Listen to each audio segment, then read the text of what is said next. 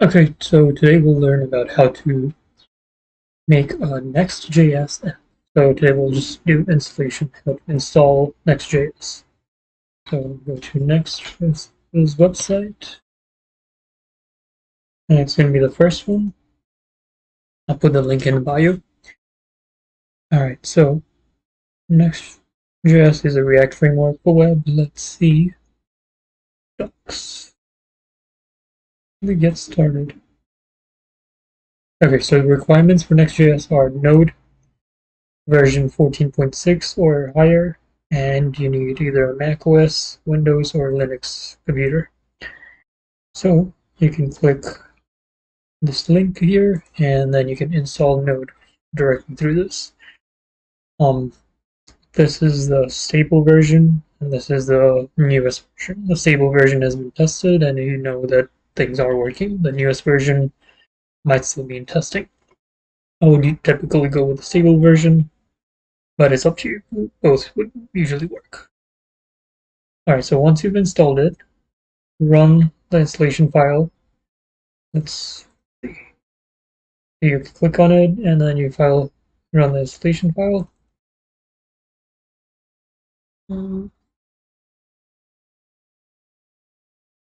Once you run the installation file, it should.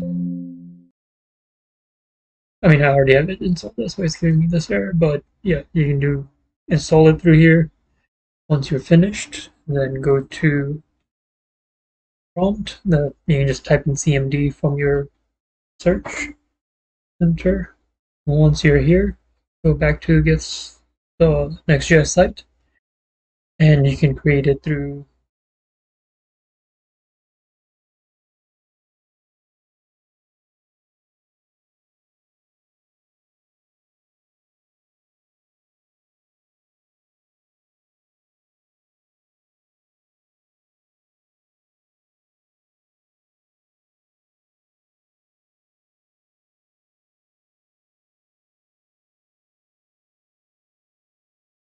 Okay, so you could do npx create next app, and then next to that you can put the name of the app that you want. So let's say, for example, you want to make npx create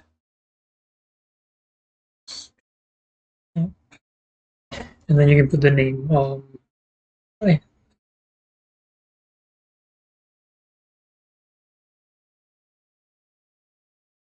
my app list. Okay, once you click enter,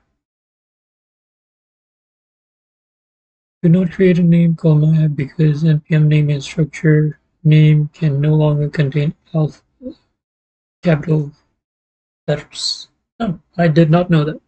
Okay, so Next.js, you cannot have an app name that has a capital letter. So let's do my app test all lowercase. Npx create next app.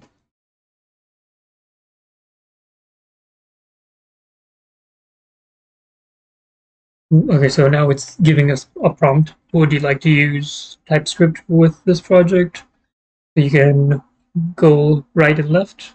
Right now, the blue is showing you, see where my arrow is? The blue is showing you that you're selected no, or you can go right and select yes. So, I mean, let's just do yes with TypeScript. So you can do enter, yes.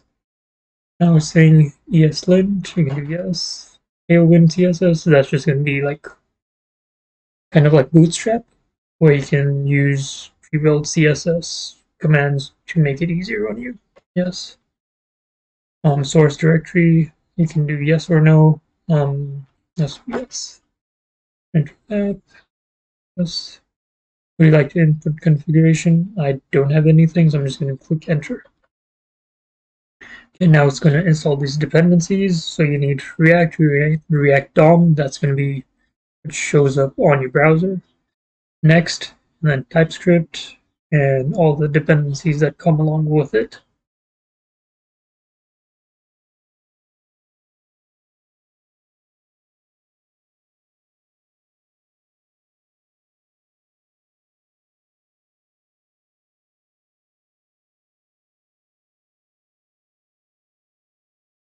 Okay, so success created my app test and then gives you the file path of where it is. Alright, so next thing we can do is you can, if you already have VS Code installed on your browser, then you can do code and then period, code, spacebar, period. That will automatically get this project into VS Code. So once we enter, and you can see I got a pop-up on this other screen. Okay, so this automatically pops up and says, do you trust this app? And I can say yes or no, actually,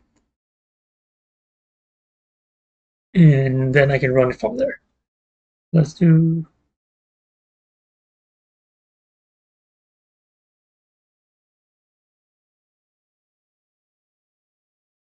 I actually want to open it a different way. So, and if that doesn't work for you, then you can open it in your browsers and your code editor like this. So you can search in VS Code.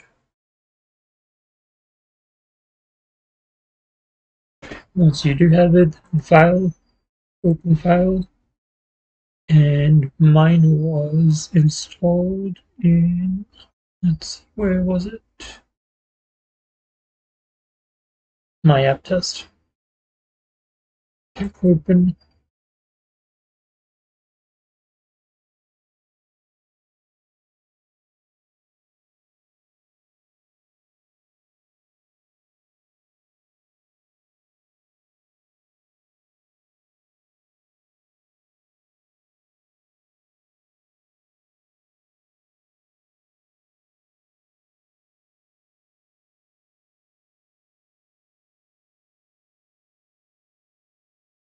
Okay, yes.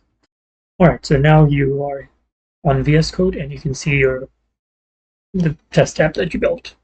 All we did to build that test app was npx create next app and then space and then the name of the app that you wanted to create. And I showed you two ways to import it from that folder to your VS Code. You can do code space dot from your command prompt and that will automatically open VS Code or your default code editor. Or you can do it manually, go to file and then file, open file, and then add it from there. You can always drag and drop that folder also into VS Code and you'll automatically start configuring it. Once you're here, what you want to do is go to terminal, new terminal, and I like to use Bash, not PowerShell, so see where my mouse is. Scroll up, and once you get to Bash, click on Bash, and now you can use Bash. So let's say I wanted to do, usually whenever I have a new app, I do npm. That's just going to install all the dependencies.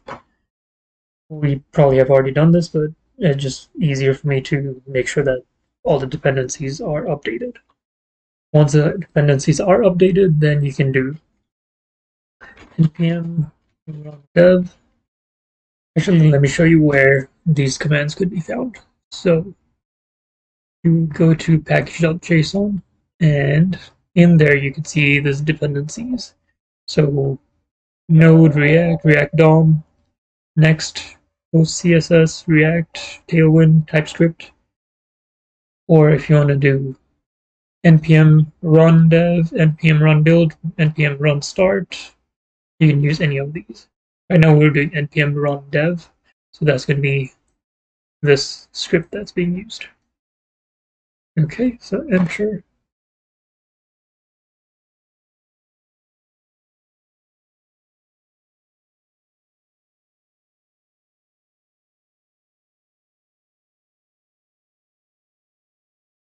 Okay, so see here, usually the default port will be port 3000, but since I am using it for my other project, which is not anything related to this, we're gonna note NextJS is actually pretty smart, so it's gonna use 3001 instead of 3000.